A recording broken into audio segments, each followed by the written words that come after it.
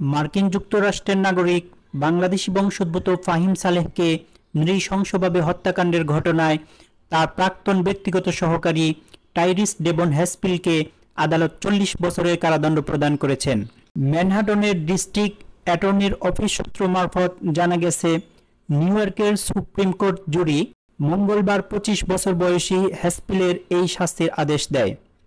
ফাহিম সালেহ বাংলাদেশের ride sharing company পাঠাওয়ের সহ-প্রতিষ্ঠাতা ছিলেন। পাশাপাশি তিনি মালয়েশিয়ার জোবাইক এবং নাইজেরিয়ার মোটর বাইক রাইড সার্ভিস গোকাডা এরও প্রতিষ্ঠাতা ছিলেন। 2020 সালের 13 জুলাই ম্যানহাটনের লোয়ার ইস্ট সাইডের হিডস্টন স্ট্রিটের অভিজাত ফ্ল্যাটে নৃশংসভাবে তাকে হত্যা করা হয়। হত্যার পর তার লাশ ইলেকট্রিক করাত দিয়ে কেটে টুকরো টুকরো করা হয়। এই হত্যাকাণ্ডের ঘটনায় পুলিশ তার প্রাক্তন ব্যক্তিগত সহকারী হ্যাসপিলকে গ্রেপ্তার করে।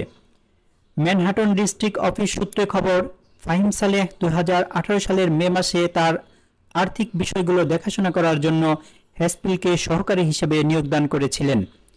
কিন্তু প্রেমিকার বিলাসী জীবনযাপনের অর্থ ম্যানেজ করতে ফাহিমের বিভিন্ন প্রজেক্ট থেকে ক্রমান্বয়ে সব মিলিয়ে $4 লাখ চুরি করেন হ্যাসপিল।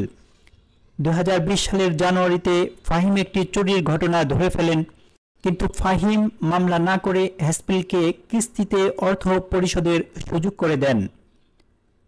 কিন্তু হ্যাসপিল চুরির অন্যান্য ঘটনাগুলোও ফাঁস হওয়ার ভয়ে ফাহিমকে হত্যা করার প্ল্যান করেন।